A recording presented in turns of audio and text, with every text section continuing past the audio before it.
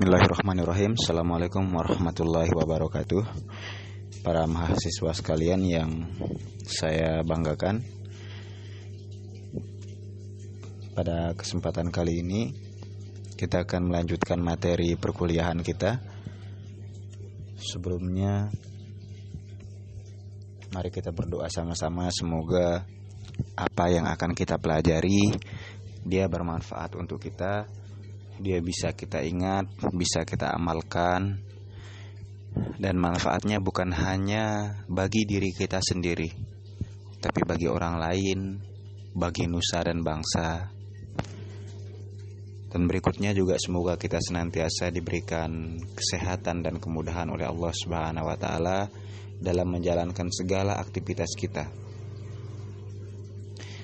Dan semoga wabah COVID-19 ini segera berakhir sehingga kita bisa melaksanakan aktivitas-aktivitas kita dengan normal sebagaimana biasanya. Para mahasiswa sekalian, melanjutkan materi yang bila hari saya sampaikan, pada kesempatan ini kita akan membahas mengenai pertanggungjawaban pidana. Jadi kalau kita berbicara mengenai pertanggungjawaban pidana, berarti kita sedang berbicara mengenai orang atau pelaku, ya, atau orang yang melakukan sebuah perbuatan pidana. Jadi hukum pidana itu, ya, dia tegas memisahkan antara mana sih karakteristik yang berkaitan dengan perbuatan yang bisa dikategorikan sebagai tindak pidana, dan mana karakteristik dari orang yang melakukan perbuatan pidana tersebut. Jadi orang, ya, yang melakukan sebuah perbuatan pidana itu belum tentu nantinya akan dijatuhi pidana atau hukuman. Sekali lagi saya ulangi, orang yang melakukan sebuah perbuatan pidana dia belum tentu dijatuhi pidana. Tergantung apakah orang tersebut dia dapat dimintai pertanggungjawaban pidana atau tidak.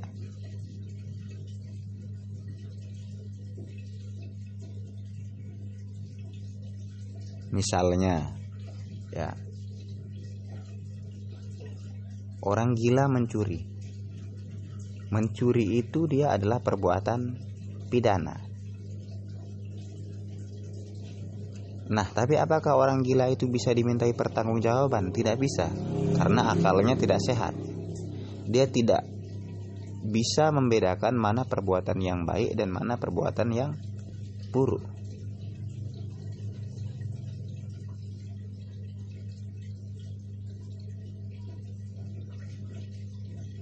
Makanya dikatakan tadi, orang yang melakukan sebuah perbuatan pidana belum tentu dia akan dijatuhi pidana.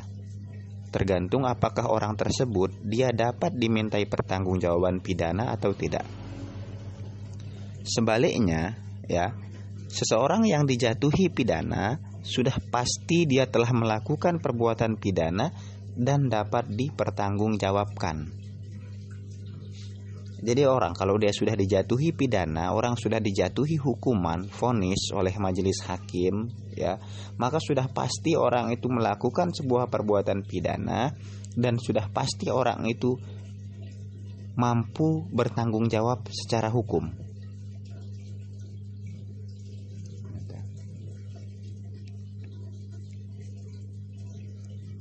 Jadi elemen terpenting daripada sebuah pertanggungjawaban pidana itu adalah adanya unsur kesalahan.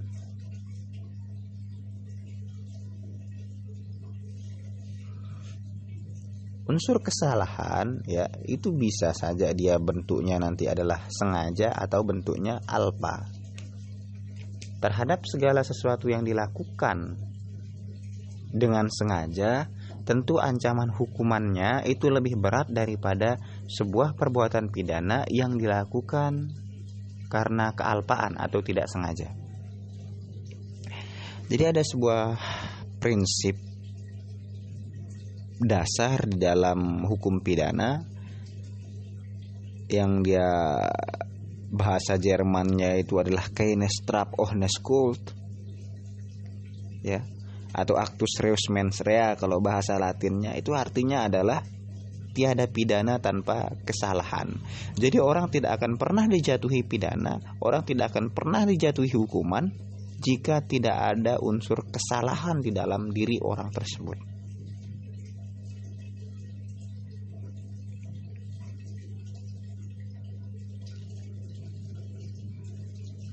Nah, jadi azas Genstraf Sonderschuld yang tadi itu ya, atau keine Straf ohne Schuld kalau bahasa Jermannya itu, sejarahnya itu panjang ya. Jadi dulu hukum pidana di era klasik ya, para mahasiswa sekalian, ciri khasnya hukum pidana itu adalah yang dihukum itu adalah perbuatan daripada orang yang melakukan kejahatan. Dia fokusnya adalah pada perbuatannya. Ini kalau kalian coba ingat-ingat kembali mengenai tujuan pemidanaan, ya, bagaimana tujuan pemidanaan di era absolut, ya, sudah saya terangkan. Jadi fokusnya itu adalah perbuatan apa yang dilakukan dan akibatnya apa. Itulah yang kemudian dikenal dengan daadstrafrecht atau daadstrafrecht. Daadstrafrecht atau daadstrafrecht. Yang dalam perkembangannya kemudian ya, hukum pidana menurut aliran modern tidak lagi menekankan atau tidak lagi fokus pada perbuatan atau akibat tadi. Tapi dia mulai melihat orangnya. Fokusnya sekarang pada orangnya, orang yang melakukan perbuatan pidana tersebut. Nah, era itu ya dikenal dengan istilah Daderstrafrecht atau Daderstrafrecht.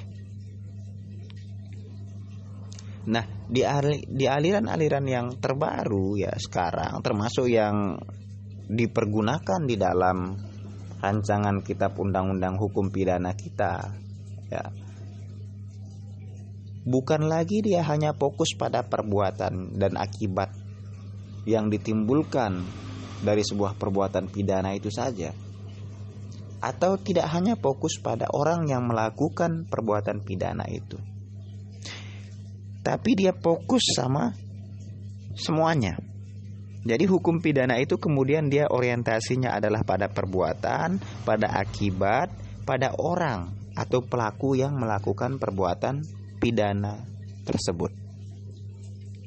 Makanya kemudian dia dikenal dengan istilah Daderstrafrecht atau Daderstrafrecht. Jadi sekali lagi saya tekankan ya, bahwa di dalam pertanggungjawaban pidana unsur kesalahan itu mutlak, harus ada.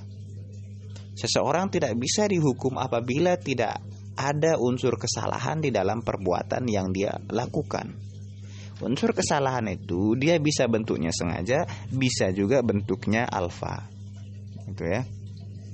Nah, mengenai kesengajaan ini ada video yang secara khusus membahas tentang ini, silahkan nanti dilihat. Dan mengenai kealfaan ini juga nanti silahkan dilihat di video-video itu. Baik, saya lanjutkan di pertanggungjawaban pidana yang tadi ya. Jadi kalau kita berbicara mengenai pertanggungjawaban pidana, maka kita berbicara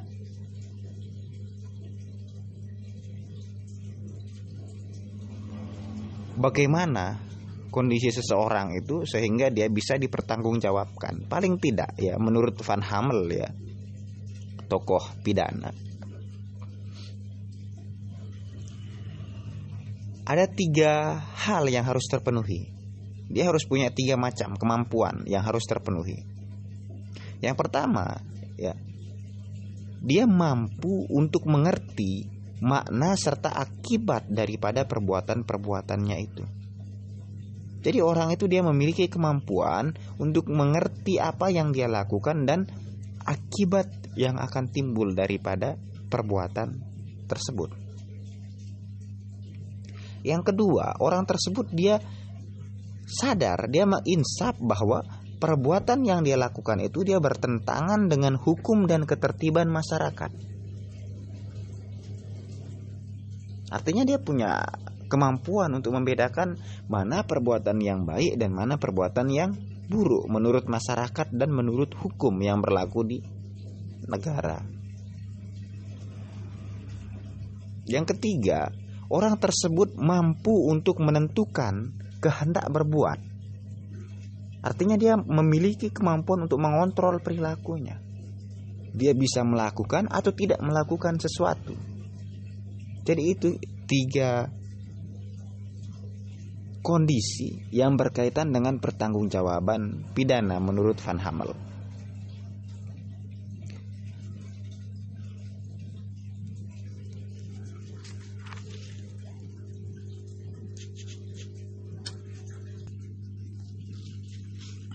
Jadi kalau kita berbicara mengenai apa sih kesalahan itu, kita tidak bisa menemukan definisi yang mutlak mengenai sebuah kesalahan, tapi kita bisa merujuk pada berbagai pendapat ahli. Ya. Misalnya tokoh pidana yang bernama Simon ya.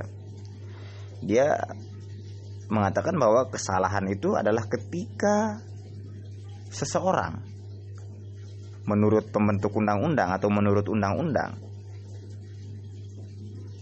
dia dianggap bahwa ia berbuat salah jika dia menyadari perbuatannya itu melawan hukum dan sesuai dengan itu dia bisa menentukan kehendak untuk berbuat tadi. Ya, dia punya kesadaran untuk menentukan ya bahwa perbuatannya itu adalah perbuatan melawan hukum dan dia memiliki kemampuan ya. Dia dapat menentukan kehendak perbuatan. Dia memiliki kemampuan untuk melakukan atau tidak melakukan perbuatan tersebut. Kalau tokoh yang lain namanya Remeling, dia lebih sederhana lagi mengartikan sebuah kesalahan.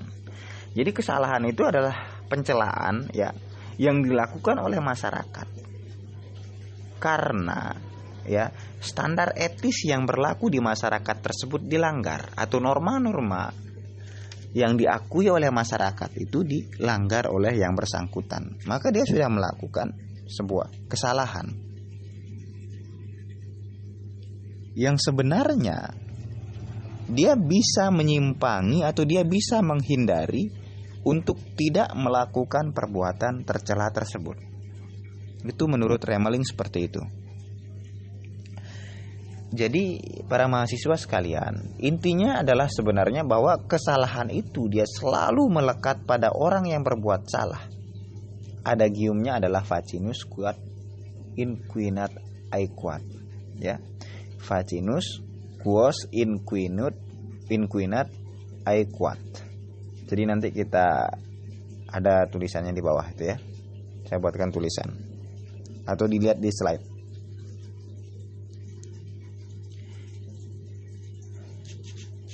Jadi kita bisa menarik kesimpulan sederhana bahwa yang namanya kesalahan itu ada 2 hal yang penting di sana. Yang pertama, dia perbuatan itu dia ada sifat dapat dicelanya. Ya. Jadi ada sifat dapat dicelanya sebuah perbuatan. Ini kalau bahasa Latinnya adalah verwich barhet. Yang kedua adalah sifat dapat dihindarkannya perbuatan yang melawan hukum tersebut, atau bahasa Latinnya adalah vermit barheit. Kita berikan sebuah ilustrasi misalnya, ya. Ini saya sampaikan kemarin di e-learning ya, tapi saya ulang kembali. Ada seorang anak kecil misalnya dia bermain di taman. ya.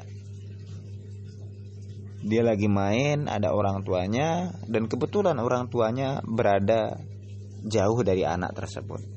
Di samping anak itu ada sebuah batu. Batu itu dia ambil, anak kecil. Kemudian batu itu dia lempar. Akhirnya kenalah orang yang sedang berjalan di taman tersebut, orang lain. Kena kepalanya orang, berdarah. Apakah perbuatan yang dilakukan oleh anak tersebut adalah perbuatan pidana? Ya. Sederhana kalau kita lihat perumusan di dalam pasal 351 misalnya KUHP tentang penganiayaan. Tapi kemudian apakah anak itu bisa dipertanggungjawabkan di muka hukum? Nanti dulu. Ya. Yang pertama ya, memang perbuatan anak kecil itu bisa dihindari jika orang tuanya lebih hati-hati.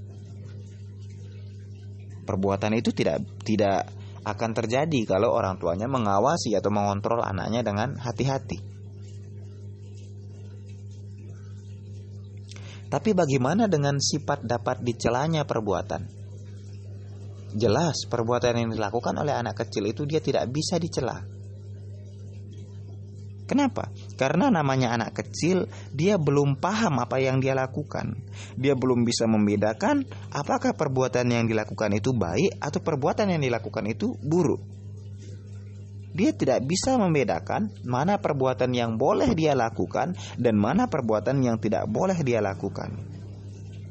Dia tidak bisa mengetahui apa akibat dari perbuatan yang sedang dia lakukan. Makanya kemudian anak kecil itu dia tidak terpenuhi unsur kesalahannya, ya, dan dia tidak bisa dipertanggungjawabkan atas perbuatan pidana yang telah dia lakukan. Jadi kesalahan ya dalam pengertian yang paling luas bisa saja kita identikkan dengan pertanggungjawaban. Dari pengertian yang lebih sempit, kesalahan itu berkaitan dengan hubungan batin antara pelaku dengan perbuatan yang dia lakukan. Berarti ini kita sedang berbicara psikologis daripada pelaku, ya. Dia berkaitan dengan hubungan batin antara pelaku dengan perbuatan yang dia lakukan. Jika perbuatan tersebut dia kehendaki oleh pelaku, ya, maka dia telah melakukan perbuatan dengan kesengajaan. Tapi jika dia tidak menghendaki, maka itu yang disebut kealpaan. Nah, ini adalah definisi kesalahan secara psikologis. Yang dilihat itu adalah batin subjektif daripada pelaku yang melakukan perbuatan pidana.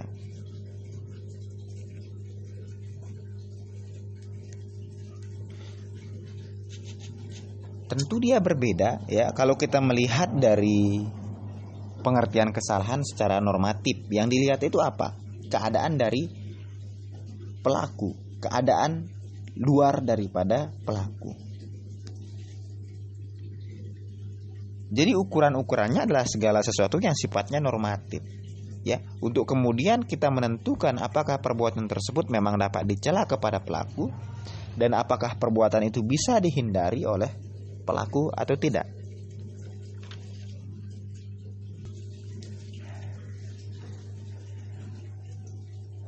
Jadi dicatat ya bahwa seseorang yang dia punya kesalahan ya sudah pasti dia telah melakukan sebuah perbuatan melawan hukum. Namun tidak sebaliknya. Seseorang yang telah melakukan perbuatan melawan hukum belum tentu dia mempunyai kesalahan. Nah, ini sama seperti tadi yang saya katakan di awal-awal slide tadi, berkaitan dengan pertanggungjawaban pidana. Jadi kesimpulannya para mahasiswa sekalian, ketika kita berbicara mengenai kesalahan di dalam pertanggungjawaban pidana, maka kita sedang berbicara mengenai apakah pelaku bisa dipertanggungjawabkan atau tidak. Kemudian bagaimana hubungan batin antara pelaku dengan perbuatan yang dia lakukan. Apakah itu dilakukan dengan sengaja atau tidak. Yang ketiga, kemudian kita berbicara apakah ada alasan menghapus pidana atau alasan penghapus pidana yang kemudian akan menghapus pertanggungjawaban pelaku atas perbuatannya. Yang ketiga ini nanti kita akan bahas di materi mengenai alasan penghapus pidana.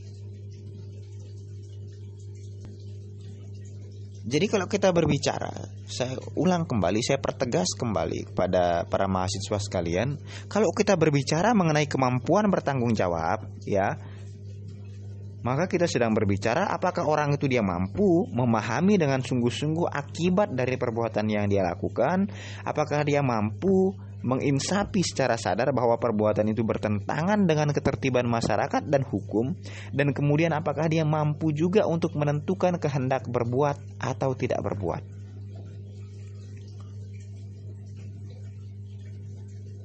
Satu saja dari tiga prinsip tadi, tiga dasar tadi itu tidak terpenuhi, maka dia tidak bisa dipertanggungjawabkan di muka hukum.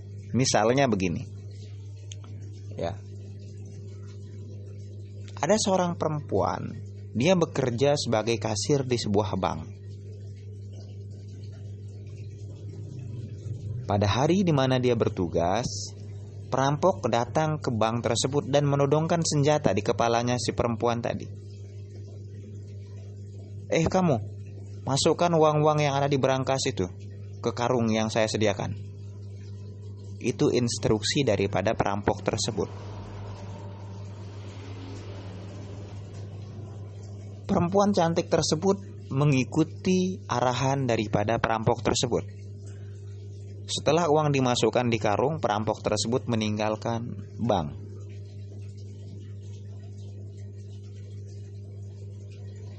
Sekarang kita uji tiga hal tadi. Pertama, apakah perempuan tersebut dia memahami secara sungguh-sungguh perbuatannya dan akibat yang akan timbul dari perbuatannya? Ya. Namanya orang sudah dewasa, ya, orang sudah, apalagi pegawai bank tadi itu ya, berarti dia orang yang terpelajar gitu ya, sarjana pasti. Tentu dia paham bahwa dia sedang menyerahkan uang kepada perampok dan itu akan merugikan bank yang tempat dia bekerja. Di samping itu, dia tahu akibatnya adalah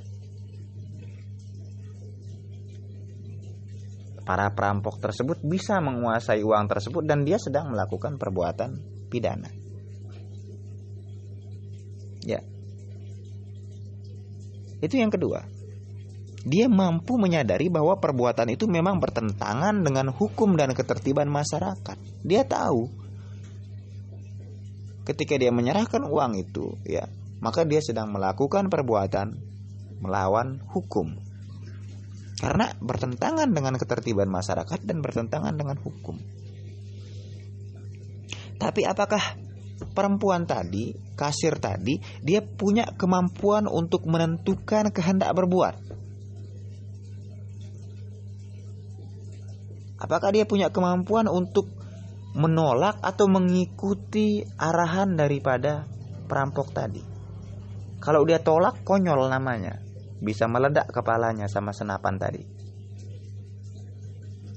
Dia tidak punya kemampuan untuk menolak. Berarti dia tidak punya kemampuan untuk menentukan kehendak berbuat itu. Pilihannya hanya menjalankan perintah daripada perampok tersebut. Maka kasir tersebut dia tidak bisa dipertanggungjawabkan. Kenapa? Karena ada alasan penghapus pidana.